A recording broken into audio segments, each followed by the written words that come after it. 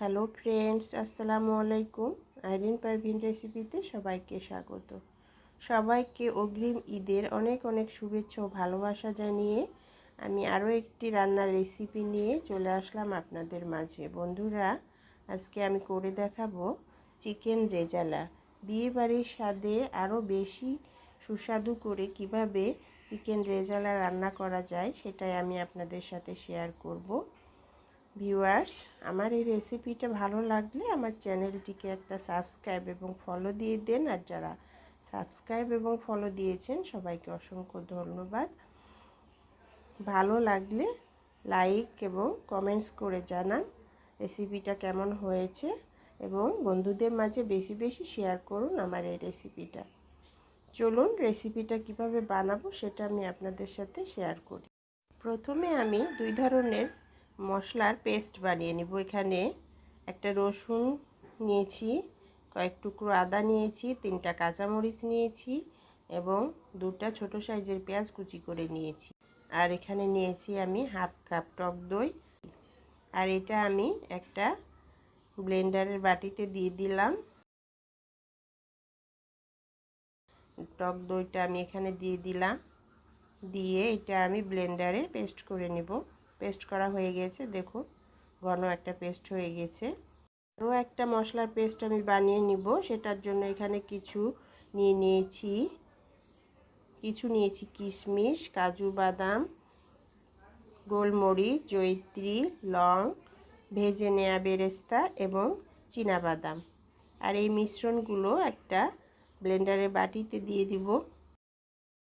ব্লেন্ডারের বাটিতে এক এক করে সবগুলো উপাদান দিয়ে দিব। দিয়ে তারপর এটাতে আমি অ্যাড করে দিব ভিজিয়ে রাখা পোস্ত দানা। এখানে আমি 1 টেবিল চামচ পোস্ত দানা ব্যবহার করেছি। আর পোস্ত দানাটা আমি পানি দিয়ে ভিজিয়ে রেখেছিলাম। এটা অ্যাড করে দিয়ে সামান্য একটু পানি দিয়ে এটা পেস্ট করে নিলাম। দেখতেই পাচ্ছেন এই মিশ্রণটা একটা পেস্ট হয়ে গেছে। 1.5 কেজি ব্রয়লার মুরগি নিয়েছি, আর এটা বড় বড় পিস করে কেটে নিয়েছি, দেখতেই পাচ্ছেন। যে কোনো মুরগির মাংস দিয়ে রেজালা করা যাবে। এখানে হাফ চামচ ধনে গুঁড়ো দিয়ে দিলাম, হাফ চামচ জিরার গুঁড়ো দিয়ে দিলাম,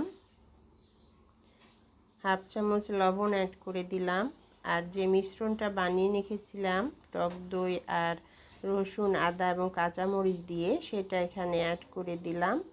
দিয়ে আমি এটা এখন হাত দিয়ে ভালো করে মাংসের সাথে মাখিয়ে মিশিয়ে নেব। ভালো করে মাখিয়ে মিশিয়ে নিয়ে এটা আমি ঘন্টাখানিকের জন্য রেস্টে রেখে দিব। এবার আমি রান্নার প্রসেসে চলে যাব। প্যান চুলায় বসিয়ে দিয়েছি। প্যানে আমি হাফ কাপ তেল দিয়ে দিলাম। যেহেতু এটা রেজালা বানাবো, তো তেলটা একটু বেশি করে দিতে হবে। একটা তেজপাতা ছিঁড়ে দিয়ে দিলাম, 3 টুকরো দারুচিনি দিয়ে দিলাম, 4টা এলাচ দিয়ে দিলাম। এগুলোর মধ্যে যে কোনো একটা ফ্লেভার কেউ যদি পছন্দ না করেন তাহলে না দিলেও চলবে। আমি এখানে দিয়ে দিলাম।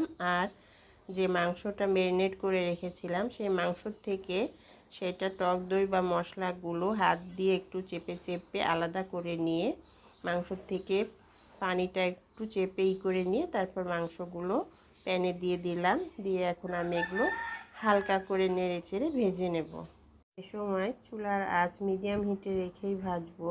দেখুন বন্ধুরা, মাংসগুলো একটু ভালো মতো হালকা করে ভাজা হয়ে গেছে। আর বেশি ভাজবো না, এরকমই একটা হালকা হালকা একটা ভাজা যেহেতু ব্রয়লার মুরগি একদম সফট, একটু হালকা করে ভেজে নিলাম। আর মাংসের সাথে যে ম্যারিনেটেড মশলাটা ছিল টক দই এবং পেঁয়াজ আর রসুন, আদা, কাঁচামরিচ দিয়ে যে পেস্টটা করে রেখেছিলাম সেই মশলাটা এখানে দিয়ে দিলাম। দিয়ে এটা আবার কষাবো আমি। আর এভাবে কষাতে কষাতে একটু সুন্দর দেখুন তেল উঠে এসেছে। এখানে আমি হাফ চামচ লবণ অ্যাড করে দিলাম। আর আরও একটা যে বাদামের পেস্ট বানিয়ে রেখেছিলাম বেরেস্তা দিয়ে, সেটা এখানে দিয়ে দিলাম। দিয়ে এবার এটাও ভালো করে একসাথে মিশিয়ে নেব। নিয়ে কতক্ষণ কষাবো।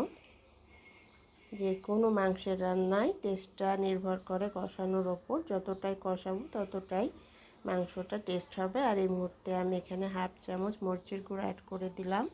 কেউ যদি এটা সাদা কালার রাখতে চান তাহলে মরিচের গুঁড়াটা অ্যাভয়েড করবেন। এখানে কাঁচা মরিচ ব্যবহার করতে পারবেন বা গোলমরিচটা বেশি করে ব্যবহার করতে পারবেন। ভালো করে নেড়ে চেড়ে কষিয়ে নিব। আর বাটিটা ধুয়ে কতটুকু পানি দিয়ে দিলাম, দিয়ে আরও কতক্ষণ কষিয়ে নিব আমি। তেল ছেড়ে এসেছে কষাতে কষাতে। এই মুহূর্তে আমি 1 মগ লিকুইড দুধ দিয়ে দিলাম। রেজালা বানানোর জন্য কোনো পানি ব্যবহার না করলেই ভালো একটা স্বাদ আসে, তো আমি এখানে দুধ দিয়েই করছি। হাতের কাছে দুধ না থাকলে পানি দিয়ে এটা রান্না করা যাবে, টেস্টটা একটু কম বেশি হবে, এটাই আর কি। ঢাকনা দিয়ে ঢেকে এটা কতক্ষণ রান্না করে নিব। এটা ব্রয়লার মুরগি, বেশি রান্না করার প্রয়োজন নেই, এটা কষাতে কষাতেই হয়ে যাবে। এই মুহূর্তে আমি এখান থেকে যে গোটা গরম মশলা দিয়েছি, এলাচ, দারুচিনি, তেজপাতা, এগুলো সব উঠিয়ে নেব। আর এই মুহূর্তে আমি কিছু কিশমিশ অ্যাড করে দিলাম, কাঁচামরিচ দিয়ে দিলাম 2-3টা, ঘি দিয়ে দিলাম আমি 2 চামচ। শেষ মুহূর্তে নামানোর আগে ঘি দিলে দারুণ একটা ফ্লেভার আসে। এবার ঢাকনা দিয়ে ঢেকে কতক্ষণ আবার রান্না করে নেব। কতক্ষণ পর ফিরে আসলাম, এখানে আমি আরও 3টা কাঁচামরিচ দিয়ে দিলাম, দিয়ে একটু নেড়ে চেড়ে নেব। এখানে হাফ চামচের মতো চিনি অ্যাড করে দিলাম। চিনিটা অপশনাল, আপনারা যদি চান তাহলে দিতে পারেন, আবার নাও দিতে পারেন। এটা রান্নাটা প্রায় হয়ে এসেছে, রেজালাটা কমপ্লিট হয়ে গেছে। ঠিক এরকম মুহূর্তে আমি এখানে হাফ চামচ গরম মশলার গুঁড়া অ্যাড করে দিলাম, দিয়ে এটাকে আবার নেড়ে চেড়ে ভালো করে কতক্ষণ রান্না করে নেব। নামানোর আগে গরম মশলা গুঁড়াটা দিলে দারুণ একটা গরম মশলার ফ্লেভার থাকে।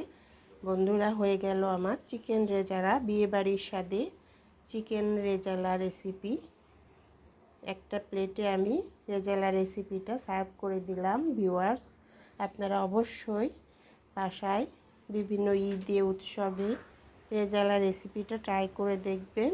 আর ভালো লাগলে কমেন্টস করে জানাবেন কেমন হয়েছে। ভিউয়ার্স, রেসিপিটা ভালো লাগলে আমার চ্যানেলটিকে একটা লাইক, শেয়ার, সাবস্ক্রাইব করে ফেলুন। যারা সাবস্ক্রাইব করেছেন, ফলো দিয়েছেন, সবাইকে অসংখ্য ধন্যবাদ। সবাই ভালো থাকবেন, সুস্থ থাকবেন। সবার জন্য ঈদের অনেক অনেক শুভেচ্ছা। আল্লাহ হাফেজ।